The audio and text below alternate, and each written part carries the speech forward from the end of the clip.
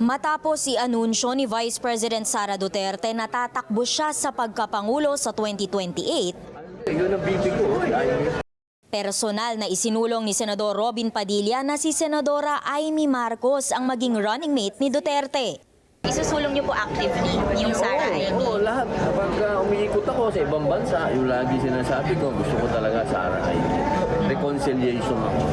Nanatiling kaalyado ng senadora ang bise kahit pa nakaalita na ito ng kanyang kapatid na si Pangulong Bongbong Marcos. Hindi pa malinaw ang sagot ng senadora tungkol sa ideya ng Sara Amy tandem para sa 2028. Willing kayo mag-VP kay VP Sara pag tumakbo siya sa 2028? Hello, basta sunod-sunuran ako doon. Officially considering running for VP ni... Come, let's go. Pasaway si Robin. Samantala, nakatutok na rin daw ang oposisyon sa pagpapalakas ng puwersa at pagpili ng kanilang mga kandidato.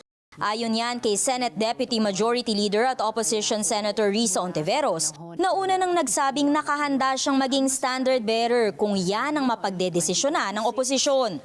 Nakatutok ang mga reform-minded at opposition forces sa pagbubuo ng mas mahigpit pang pagkakaisa para pumili ng aming mga kandidato whether by the end of the year or first quarter of next year. Ani Ontiveros, hindi naman magbabago ang kanilang timeline kahit pa maaga nang nagdeklara ng presidential bid si VP Sara.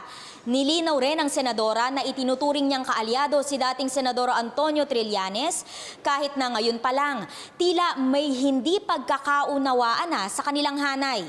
Sa isang social media post kasi, sinita ni Trillanes ang naging pahayag ni Senador Bam Aquino na ideally dapat sana dito sa Pilipinas litisin ang mga kaso ng umano'y extrajudicial killings.